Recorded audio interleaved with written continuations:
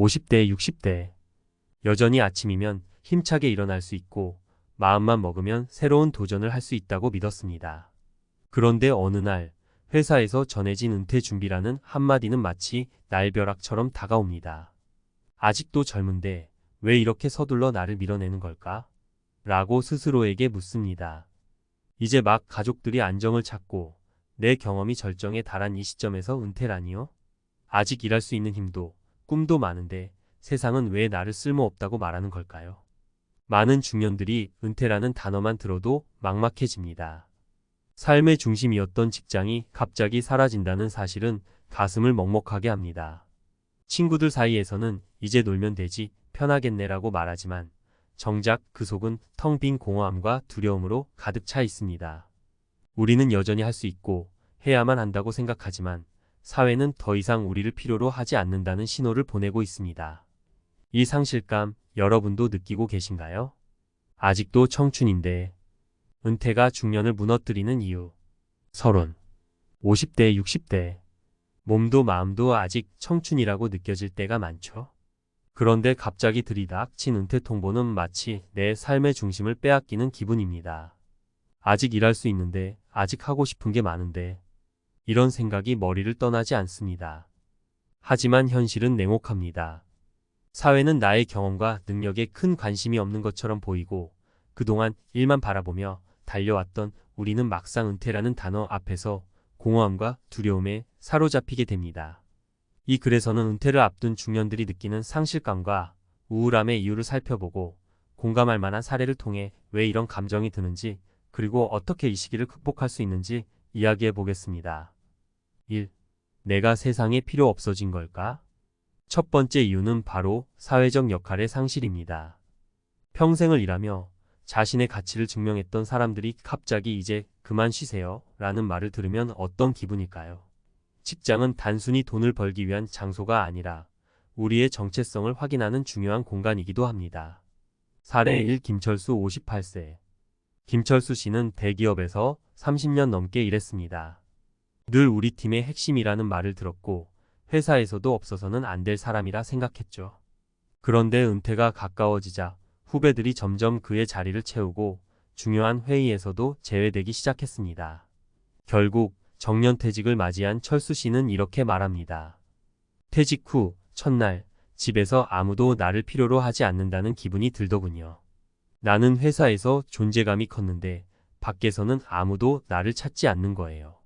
철수 씨는 우울감에 빠졌고 자신의 정체성에 대해 고민하기 시작했습니다. 2. 경제적 불안, 노후 자금에 대한 고민. 은퇴 후의 가장 큰 걱정 중 하나는 바로 경제적 안정입니다. 평생 벌어온 월급이 끊기고 그동안 모아둔 돈으로 얼마나 버틸 수 있을지 알 수 없는 상황이죠. 사례 이영희 62세. 이영희 씨는 은퇴 후 기대에 부풀어 있었습니다. 퇴직금으로 여행도 다니고 하고 싶었던 일들을 해보자고 다짐했죠. 하지만 현실은 달랐습니다. 생각보다 생활비가 많이 들었고 자녀들 교육비와 결혼 지원금 때문에 노후 자금은 점점 줄어들었습니다. 퇴직금이 생각보다 금방 바닥 나더라고요. 다시 일하고 싶어도 나를 받아줄 곳이 없었어요. 돈 걱정 때문에 행복할 줄 알았던 은퇴 생활이 오히려 더 힘들게 느껴졌어요. 영희 씨는 재취업을 시도했지만 60대의 나이는 큰 장벽이었습니다. 3. 관계의 공백, 인간관계의 축소. 직장에서 자연스럽게 형성되었던 인간관계가 끊기면 그 공백을 메우기가 쉽지 않습니다. 친구들은 점점 각자의 길을 가고 가족과의 관계도 생각처럼 가깝지 않을 수 있습니다. 결국 은퇴 후 많은 사람들이 외로움을 느끼게 됩니다. 사례 3. 박정우 60세. 박정우 씨는 은퇴 후 이제는 가족과 더 많은 시간을 보내야지라고 다짐했지만 자녀들은 바쁘고 아내와의 대화도 점점 줄어들었습니다. 직장에서 매일 만나던 동료들이 사라지고 나니 내가 고립된 느낌이 들더라고요. 그동안 너무 일에만 매달려서 정작 나를 지탱해줄 사람들은 없었던 거죠. 그는 외로움에 시달렸고 결국 우울증 진단까지 받았습니다. 어떻게 이 시기를 극복할 수 있을까? 새로운 역할 찾기. 은퇴 후에도 사회에 기여할 수 있는 방법은 무궁무진합니다.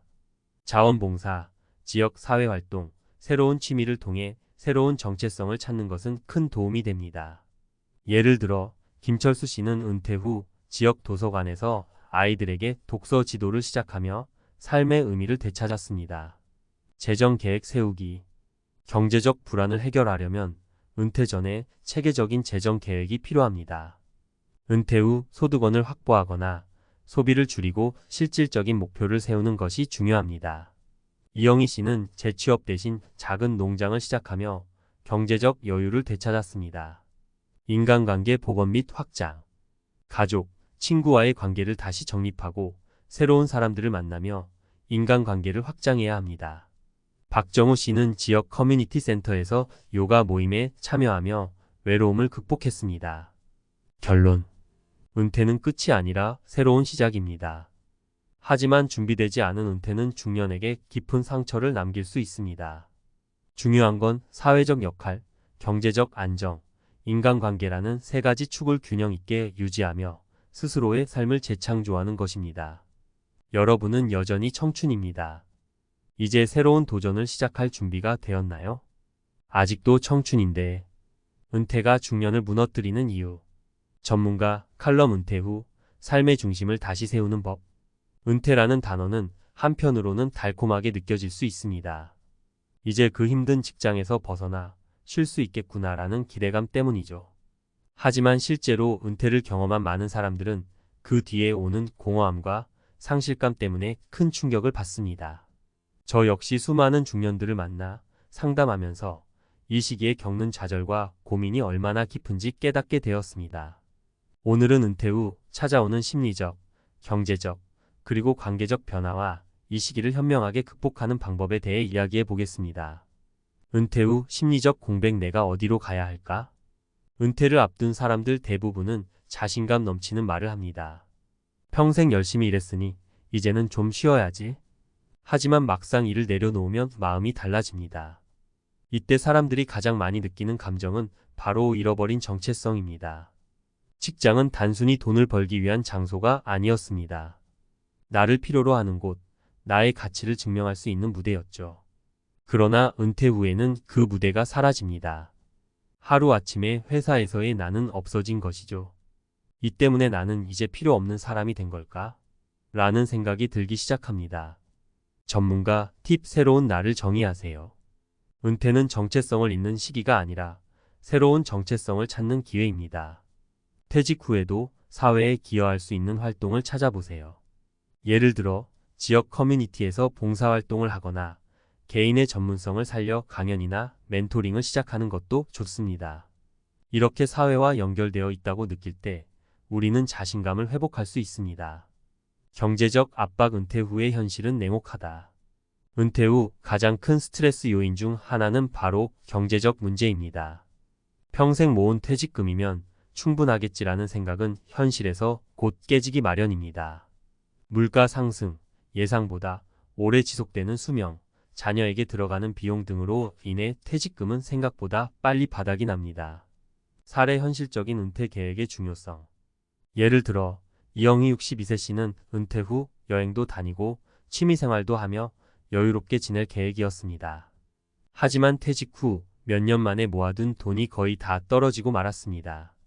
예상치 못한 병원비와 자녀의 결혼 지원비가 주요 원인이었습니다.